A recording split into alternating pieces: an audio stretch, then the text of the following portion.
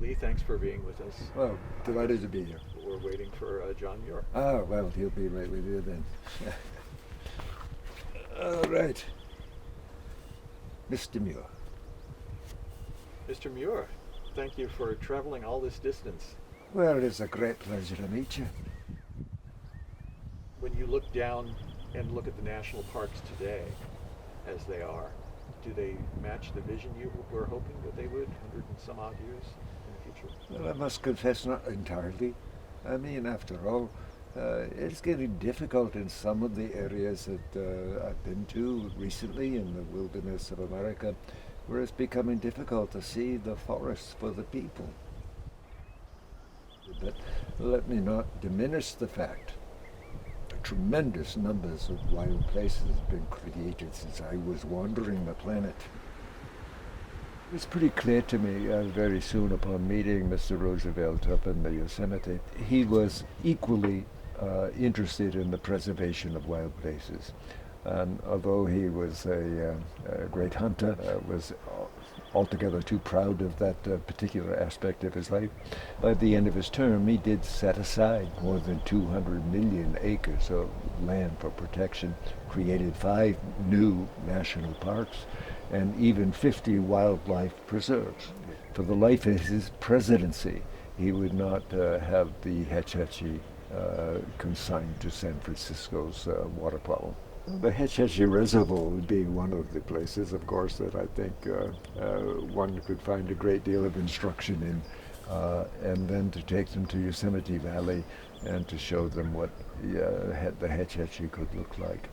But basically, I mean, obviously we're human beings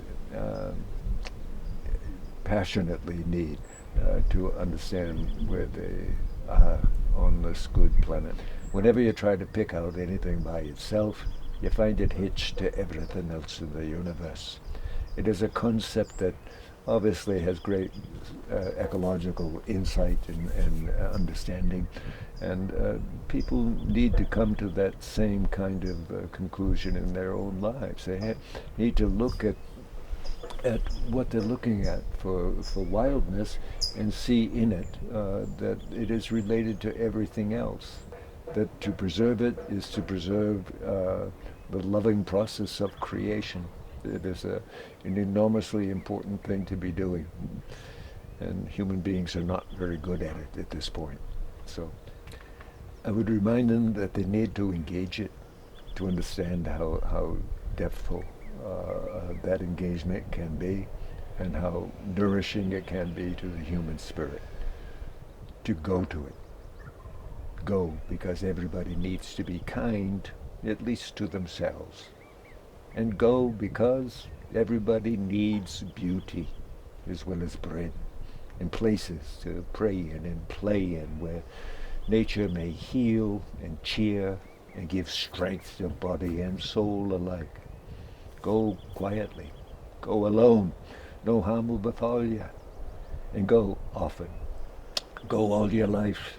As age comes on, one source of enjoyment after another is closed. But nature's sources, Yosemite sources, national park sources, will never fail you. And go ultimately because in the going lies the answer to those who would destroy our wilderness through greed and arrogance and ignorance.